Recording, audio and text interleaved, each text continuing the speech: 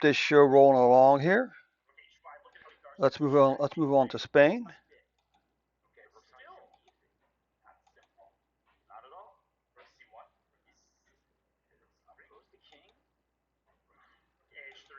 Okay, let's move on to Spain. Currently, you can see Spain had 5 views yesterday. Thanks so much on YouTube for the 5 views. I do appreciate it. But if you are following this stream on YouTube, I want to invite you to join me this evening at 8 p.m. Eastern Time for Dave's Data Analytics channel, where it's all about uh, our programming and data analytics. There's a link to the Twitch channel below. Looking forward to see you folks in the chat session tonight at 8 p.m. Dave's Data Analytics channel. So as we said, 5 views yesterday for Spain. I'll just mention that Spain does not record COVID-19 data on Saturday and Sunday, but instead adds it on to Monday and Tuesday.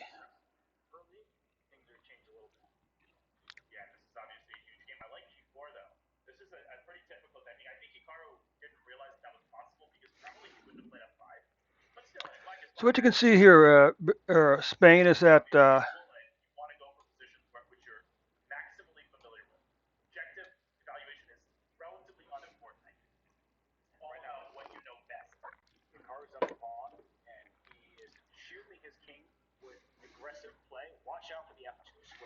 you can see currently at Spain, you have 5.04 million cases, 87,647 deaths.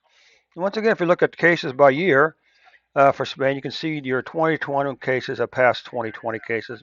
Don't panic yet; it's too soon to panic. But here's the good news. Here's the first good news. There's a very good chance that your 2021 COVID-19 deaths will not catch 2020 deaths. Okay? But you still have over 30,000 deaths anyway. So if we take a look at the daily numbers, okay, you can see that the number spiked on January 25th at 93,822 cases before falling all the way down to as low as 4,388 cases back during the summer. Then we had this curious spike up here. Now the question, what caused this spike? The next question is, what comes after this? Is it possible this is the fall spike? And will we see a second spike back up here? You know, very quick spike back up here or over here a little bit. What happens if the numbers never really go back up that much?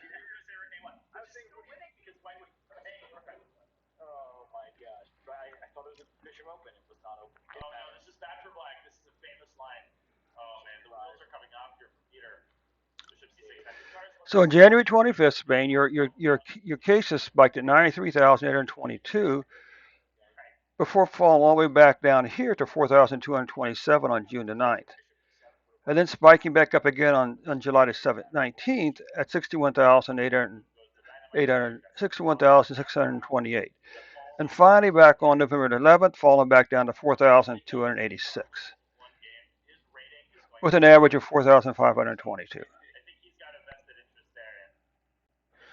So now we could take a look at deaths. Again, overall your deaths have declined since shortly after the first of the year when you spiked at on February 8th, your deaths spiked at 909 deaths, Spain, okay? Before falling all the way back down to here to double digits, to low triple digits and low double digits. Then finally increasing back up here again on September the 23rd.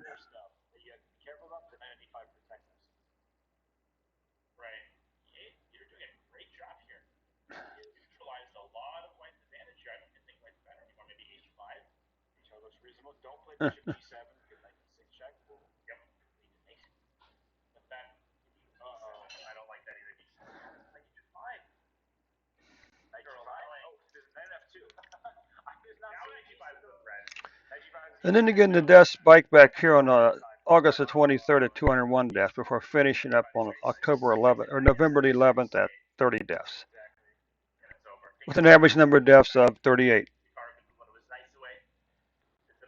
Let's take a look at some weekly numbers then.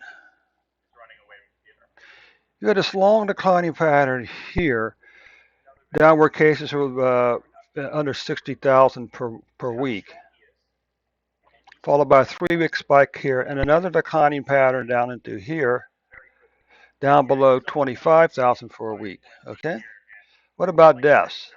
Well, you can see you had this declining pattern, and you know what's interesting? This second wave here, or the third, is still less than this over here, which is sort of interesting.